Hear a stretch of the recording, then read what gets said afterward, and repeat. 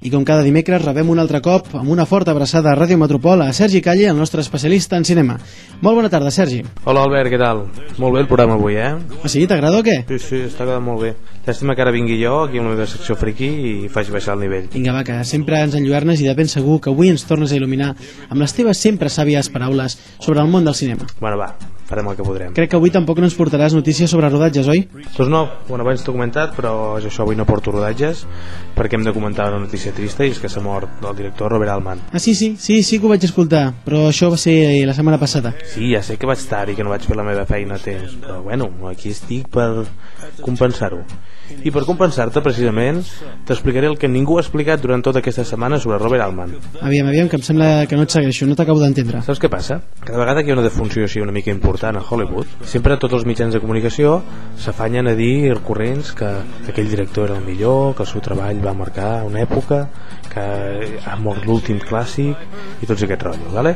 I a mi m'emprenya, sobretot si parlem del Robert Altman, perquè és un tio que porta més de 50 anys amb una càmera a l'esquena i en canvi s'ha hagut de barallar sempre durant tot aquest temps amb la indústria de Hollywood. O sigui, ell va començar allà cap als anys 50 i 60 fent televisió, que era la forma que tots aquests joves directors doncs, podien accedir al mitjà, començar a treballar, començar a provar coses, aprendre en definitiva, no?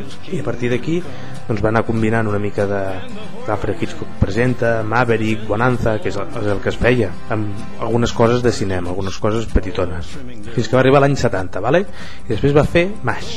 MASH va guanyar molta pasta, va ser una pel·lícula que va recaudar molts diners, era una dura crítica molt divertida contra la guerra de Vietnam, tot i que estava ambientat en Corea, però és una excusa per parlar de la guerra de Vietnam.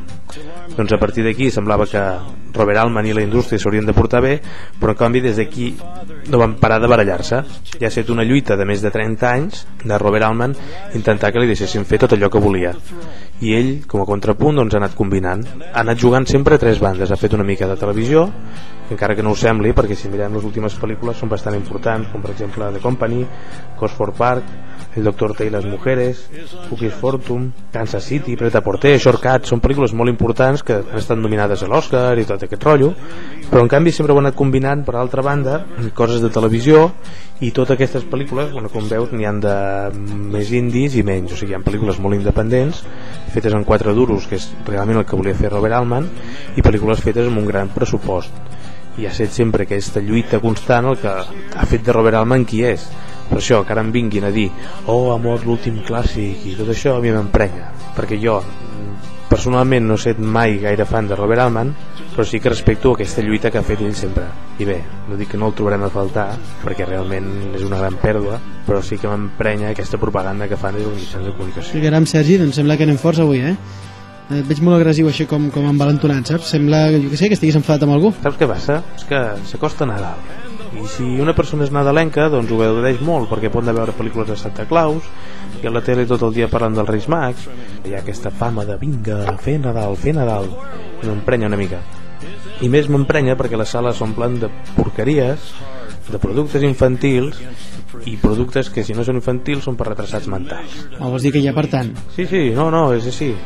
Mira, portem tota la tardor que cada setmana arriben 3-4 pel·lícules bones. O sigui, fa més de 2 mesos que tenim molt bon cinema. O sigui, cada setmana vas al cinema i costa escollir què vas a veure. En canvi ara arriba Nadal i s'omple tot de porqueria, de brossa, i només a la setmana n'hi ha una potser que es salva.